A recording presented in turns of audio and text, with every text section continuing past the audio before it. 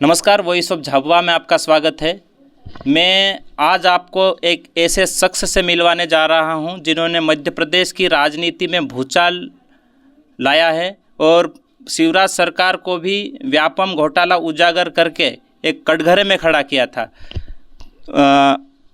आनंद राय sir हमारे साथ आज मौजूद है। सर, वॉइस ऑफ झाबुआ में आपका बहुत बहुत जोहार, आपको चैनल को शुभकामनाएं। आपने आदिवासी क्षेत्र में और जयस संगठन के थिंक टैंक बन के ने कार्य किया। बहुत ही पावरफुल एक विचारधारा जो आगे बढ़ रही थी। उसके बाद आपने कुछ समय बाद बीआरएस ज्वाइन किया, फिर अभी वर्तमान में कांग्रेस में हो।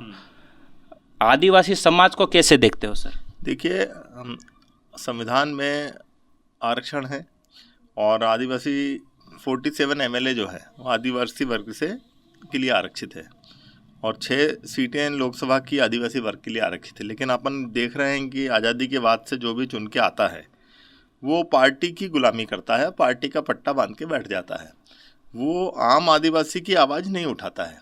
तो जो जयस संगठन है वो 2013 से बना और उन लोगों ने आदिवासियों की जो जल जंगल ज़मीन की जो डिमांड है और जो 5वीं अनुसूची के जो प्रावधान है उनको ज़मीन पर उतारने के लिए प्रयास किया और धीरे धीरे करके वो आदिवासी युवाओं के बीच में लोकप्रिय होता गया।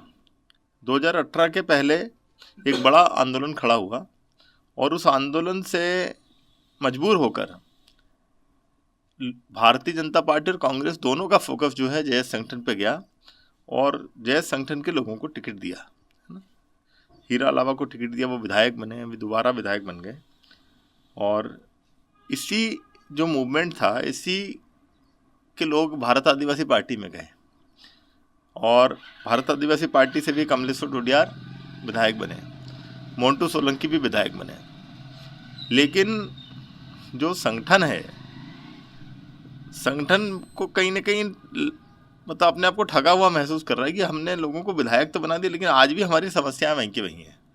तो विधानसभा में 1 या 2 विचारधारा के यदि विधायक बन जाए तो उससे इतना फर्क नहीं पड़ता है। आपको एक बड़ी संख्या में आदिवासी विचारधारा और आदिवासियों के हक अधिकार की मांग करने वाले लोग जो ईमानदारी से समाज के प्रति समर्पित हैं, उनको विधानसभा तक और संसद तक भेजना पड़ेगा। और समाज के भी जो अधिकारी वर्ग है, कर्मचारी वर्ग है, वो बहुत डरता है। उनको लगता है कि हमको सस्पेंड कर देंगे। वो खुल के बोलता नहीं है, मुखरता से बोलता नहीं है और जो बोलता है ना उसको सस्पेंड कर देते हैं, बर्खास्त कर देते हैं। विक्रम अछालिया को बर्खास्त कर दिया, अन्य स्पेशल आर्म फोर्स में थे। तो जो भी समाज के लिए आवाज़ उठाता है उसको घर बिठा देते हैं। तो कई सारे फील्ड हैं जिसमें अपने लोग अभी हैं नहीं, जैसे मीडिया में हमारे लोग नहीं। अब इंदौर में यदि हम देखें तो किसी भी अखबार में, किसी भी चैनल में 5 पत्रकार भी आदिवासी वर्ग से नहीं है ना। तो यहाँ आदिवासी वर्ग की आवाज़ कौन उठाएगा? ये संभागीय मुख्यालय है। जो छोटे मोटे पत्रकार हैं तो वो ब्लॉक और ज़िले तक सीमित हैं और मीडिया के बाद आपके पास रिसोर्स नहीं है, मतलब संसाधन नहीं है, मतलब पैसा नहीं है। यदि हम उद्योगों की बात करें या बड़े संसाधनों की बात करें तो आदिवासी वर्ग का प्रतिनिधित्व नील है। जुडिशरी में हम बात करें, सिविल जज हैं, सेशन जज हैं, एडीजे हैं, डिस्ट्रिक्ट जज हैं, हाईकोर्ट जज हैं, वहाँ भी आपका प्रतिनिधित्व नगण्य है। तो धीरे धीरे करके जो बुद्धिजीवी वर्ग है समाज का या जो आदिवासी अधिकार कार्यकर्ता हैं, उनके माध्यम से समाज आज पढ़ लिख तो गया है, लेकिन समाज की पढ़ने लिखने के बाद, नौकरी लगने के बाद उसको जो आपको समाज को देने की भावना है, वो भावना आदमी के अंदर होना बहुत ज़रूरी है। और आदिवासी विचारधारा का आदमी विधायक बनने के बाद उस पर कायम रहे और समाज ने उसको जैसे उठा के सीधे विधायक बनाया, सांसद बनाया, तो वो समाज को वो लौटाए। तो उससे लोगों का विश्वास बनेगा कि नहीं, हम यदि आदिवासी विचारधारा के आदमी को विधायक बनाते हैं तो देखो हमारी लड़ता है।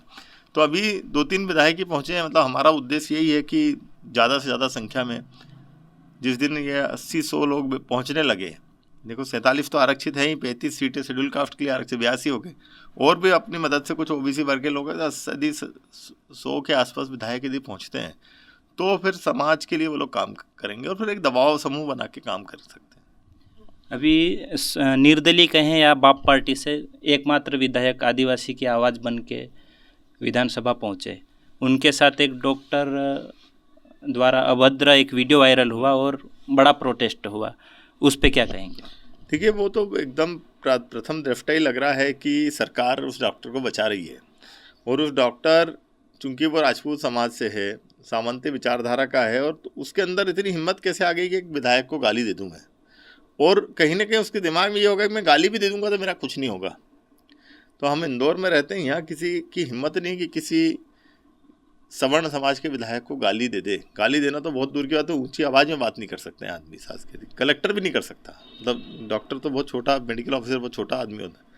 तो कहीं ना कहीं लोगों के अंदर आज़ादी के 76 साल बाद भी सामंती ठसक बाकी है, और प्रशासन भी जिस तरीके से उनको संरक्षण दे रहा है उस डॉक्टर को, एट्रोसिटी एक्ट को एक तरीके से पूरी तरीके से डाइल्यूट किया गया। एट्रोसिटी एक्ट में कायमी होने के बावजूद उसकी कोई गिरफ्तारी नहीं हुई, उसकी बर्खास्तगी नहीं हुई। तो इन मुद्दों पर 2 अप्रैल को पूरे देश में कितना बड़ा आंदोलन हुआ था कि एट्रोसिटी एक्ट को डाइल्यूट मत करो। लेकिन आप देखो ना ज़मीन पर क्या हो रहा है भाई, आज भी ज़मीन पर जब एक विधायक को माविन की गाली दे रहा है, वो जब एक विधायक की नहीं सुनी जा रही उतना विधायक को जेल में डाल दिया। तो आप सोचो कि भारतीय जनता पार्टी मतलब बामन बनियों की सरकार है, और ये उस वर्ग के सोच है, मनुवादी विचारधारा के जो लोग हैं, बिजनेसमैन जो लोग हैं, पूंजीपति जो लोग हैं, ये उनके लिए काम करते हैं। एसटी एसटी के लिए, माइनॉरिटी के लिए इनके मन में कोई भी फीलिंग नहीं है। तो हमको एक अलग नेतृत्व खड़ा करना पड़ेगा जो इस वर्ग के लिए लड़े। कांग्रेस कभी कभी आदिवासी हित की बात करती है, अभी आप कांग्रेस से जुड़े हो, 16 तारीख को एक आंदोलन है, क्या उस आंदोलन में कमलेश्वर डोडियार के साथ हुई घटना का जिक्र होगा? हाँ बिल्कुल, कमलेश्वर डोडियार यदि आज छूट जाते हैं जैसी उम्मीद है, तो कमलेश्वर डोडियार को वहाँ मंच मिलेगा, और जो विधानसभा उपाध्यक्ष हैं उमंग, हाँ बिल्कुल, कमलेश्वर डोडियार यदि आज छूट जाते हैं जैसी उम्मीद है, तो कमलेश्वर डोडियार को वहाँ मंच मिलेगा, और जो विधानसभा उपाध्यक्ष हैं उमंग सिंघार, उन्होंने भी इनका साथ सपोर्ट किया, स्टेटमेंट जारी किया है। जो प्रदेश अध्यक्ष हैं जीतू पटवारी जी, उन लोगों ने भी बोला कि हम इनके साथ हैं। और जब सदन चलेगा तो सदन के अंदर स्थगन प्रस्ताव भी ला सकते हैं, बहिर्गमन भी कर सकते हैं। इस मुद्दे को विधानसभा में पुरजोर तरीके से कांग्रेस उठाएगी।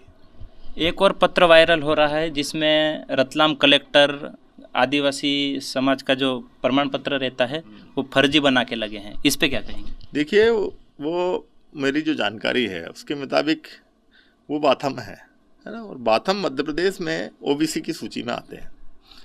जो मैंने और जानकारी निकाली तो मुझे पता चला वो उत्तराखंड के रहने वाले हैं।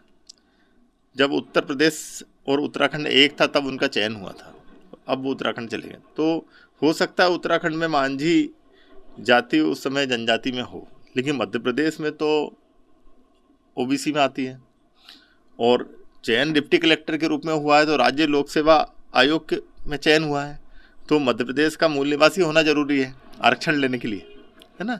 जैसे उत्तर प्रदेश का कोई आदमी यदि गोंड भी है या छत्तीसगढ़ का गोंड भी है तो वो मध्य प्रदेश में सामान्य कहलाएगा, मध्य प्रदेश का मूल निवासी होना जरूरी है। तो ये जो हमारे मित्र हैं सिद्धार्थ गुप्ता जी, उनको भी जेल पहुंचाया गया, एडवोकेट हैं वो, तो उन्होंने इनकी शिकायत की है, तो उस शिकायत को छानबीन समिति को सौंपना चाहिए, दूध का दूध पानी का पानी हो जाएगा।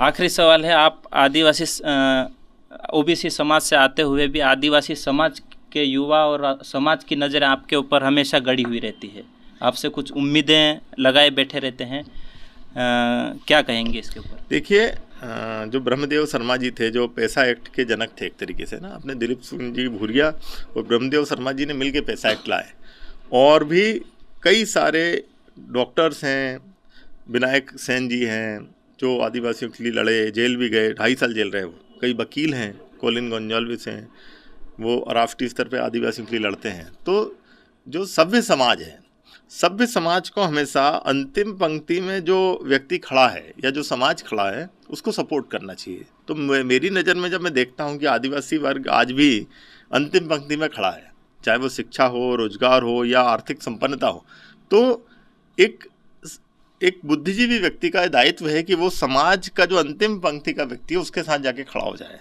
तो वही मेरा प्रयास रहता है। मेरा जितना भी नॉलेज है, बौद्धिक क्षमता है या मेरे रिसोर्स हैं, मेरी कोशिश होती है कि वो आदिवासी के काम आए, है ना। और मेरा जो लीगल नॉलेज है, मेरा जो अनुभव है राजनीतिक, मैं चाहता हूँ कि आदिवासी सक्षम हो, तो यही मेरा प्रयास रहता है।